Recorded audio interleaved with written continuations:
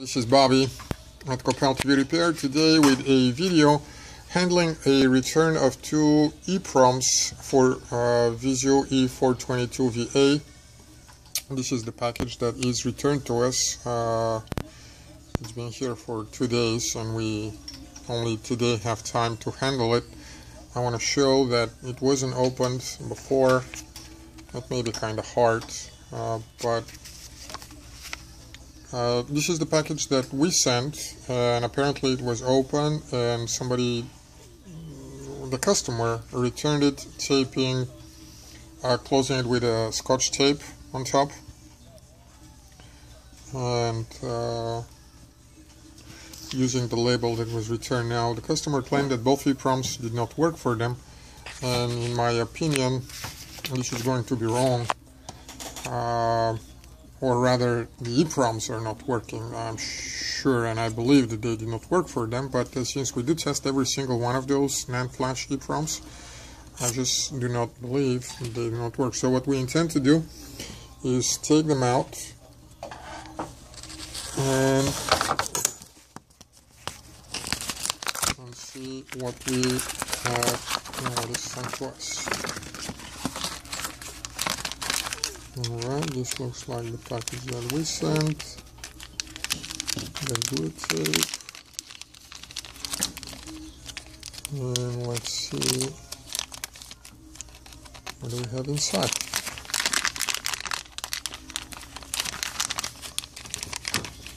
Alright.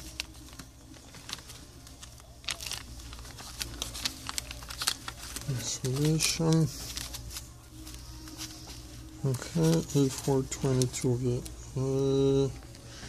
Let's see that I see now. That I see is definitely a soldered one. Let me place it here and inspect it a little bit more careful. It is cleaned, but it is still used in my opinion. Still, it is clean enough.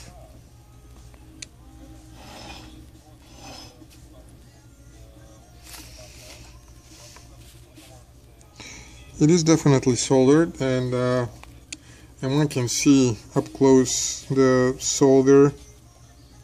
Maybe not so easy on this camera, but any experienced technician will instantly see the rough edges of the IC and will know that it was soldered. This is how good ones look like. I'm just bringing the full stack of them. I'm picking every random one, brand new, and I will place it here next to this. Hope to be able to show a difference. Not too good of a quality. I have to make it with a high resolution camera maybe. Even and not shiny, or shiny with a particular metallic appearance, color on top, showing well. This is reasonably well cleaned, but let's see what will happen when we put it in a testing stand and see whether it really works or it doesn't work. This is our E422VA that can be seen in many of our videos. Now let's see the orientation. This is where first leg goes. The IC is in a usable yet clearly used condition. We cannot sell that as new anymore, even if it works. But I want to show whether it works or not. Now I need the power. This is my power.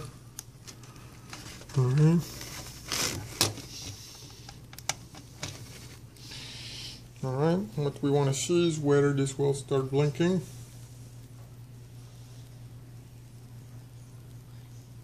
Oddly enough, it did. The TV is getting ready to start up. Now, let's see what will happen. It has to blink enough times. Sometimes takes 30 seconds, sometimes takes a minute.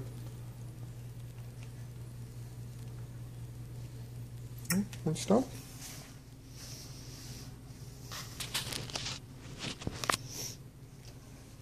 Oh, I've forgotten something.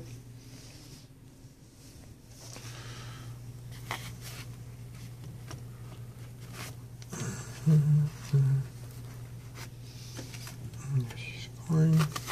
This is fine.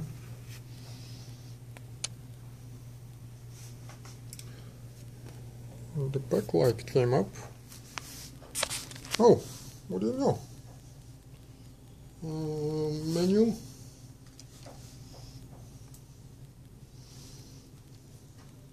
TV comes up.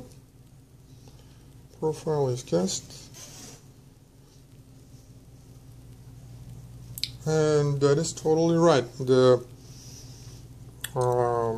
color, the discoloration that you see here is a result of this being a board for M421V,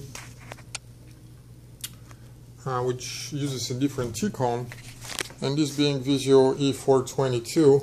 I just used that board for testing, but it is coming up and showing proper image, which is not what the customer said. Now I can test that same EEPROM in a VIZIO E422 board, but to do that I'll have to put a socket on one of those and just dedicate that board for testing, and that's time consuming and expensive. We just use that board for the purpose, and sure enough the EEPROM is working, which is what we wanted to prove. I would probably go and try the other one now. I don't know if my time will be enough, but it doesn't hurt to try. Let's see, first we will stop this. Okay, disconnect. Oh, yeah. And then remove the EEPROM.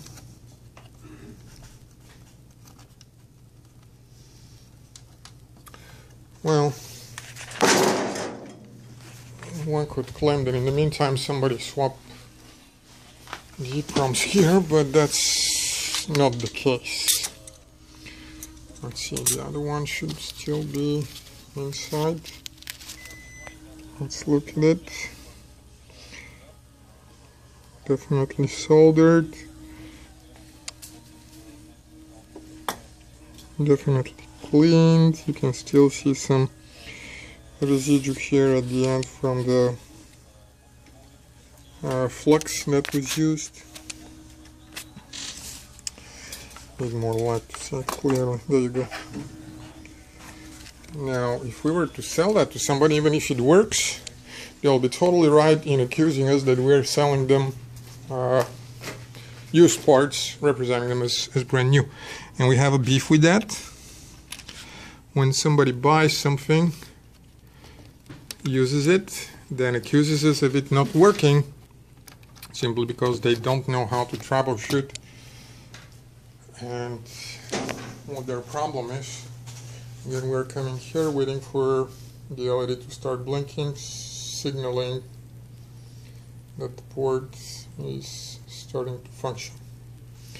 So it didn't, and because of that we will double check